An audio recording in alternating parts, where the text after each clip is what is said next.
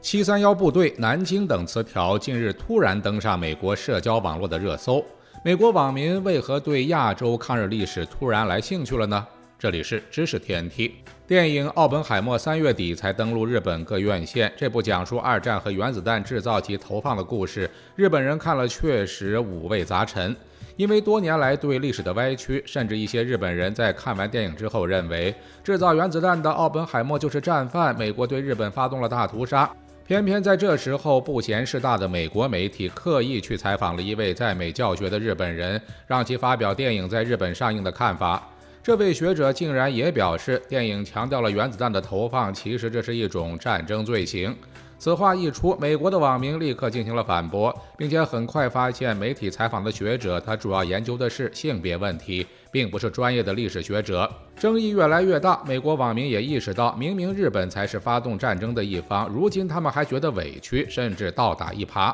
于是有网民就开始查找抗日史，这段历史在网上有着海量的资料，很快就有人看到了731部队相关的文字资料和纪录片。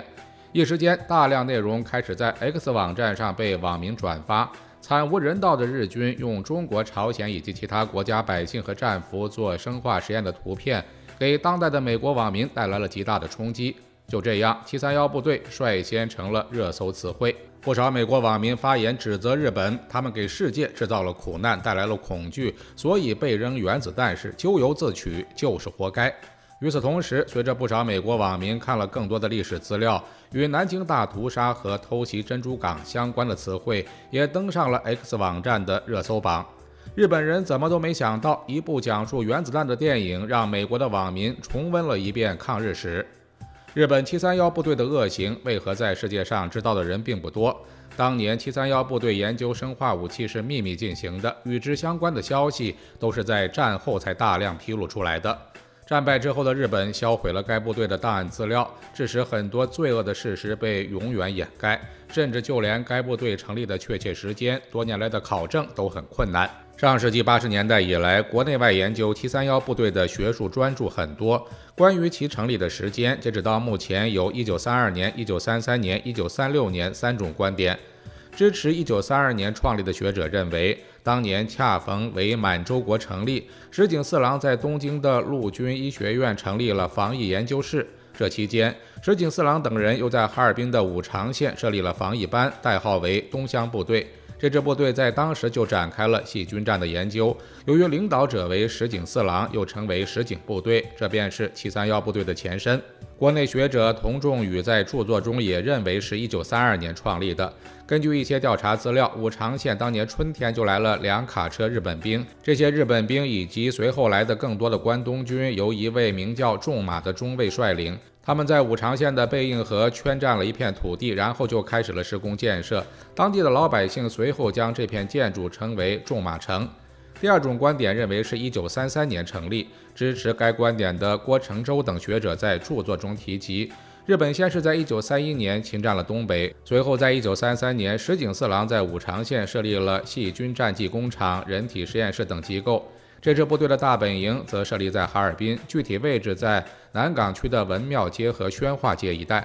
最后一种观点认为，该部队成立于1936年，主要根据有日本天皇下令成立的命令，以及战后石井四郎等人的供词。石井四郎的供词记录显示，他是从1936年开始担任这一部队的负责人的。除此之外，在一张731部队高级军官的合照中，曾写有是为纪念该部队创立第8年而留念。一些历史学者根据上面的日期记载推算出731部队正式创立的时间应该是1936年6月25日。虽然具体创立的时间存在争议，但可以肯定的是，这支由石井四郎领导的部队，哪怕在没有得到日本高层正式授意之前，就已经在活动了。毕竟，日本狂热的军国主义分子在二战前后，往往不会把他们的天皇乃至政府放在眼里。731部队是如何诞生的？从整体上来看，日本二战期间的国策本质上就是被一群疯子挟持了。日本全面侵华之前，国内曾发生过一场226事件，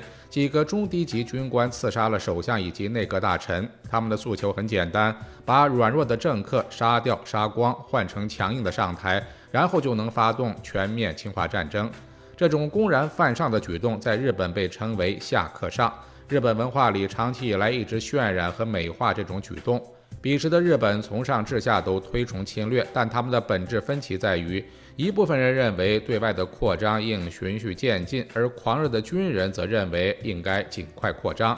比如发动9·18事变侵占我国东北，日本高层认为应该先把这块到嘴的肥肉消化掉，然后再图谋中国的其他地方。但军队，尤其是那些在前线实际指挥的军官不这么认为。在随后蚕食我国华北的举动中，日本军官背离了其文官内阁的政策。从1932年到1937年全面侵华之前，这些位于前线的军官不管不顾，私下里在我国制造了一系列事端和阴谋。某种意义上说，日本的高层反倒成为被牵着鼻子的傀儡。1937年全面侵华开始后，日本的政策和实际行动更是显得很拧巴。开战之后，我国和日本居然持续好几年没有互相宣战。但是在另一方面，军方又向其政府乃至天皇保证，他们只需3个月就能彻底解决中国问题。就这样，嘴上口口声声说要和平，可实际的侵略行径却越来越大。至于后来日本去招惹美国，导致战争彻底扩大，更是这群疯子的咎由自取。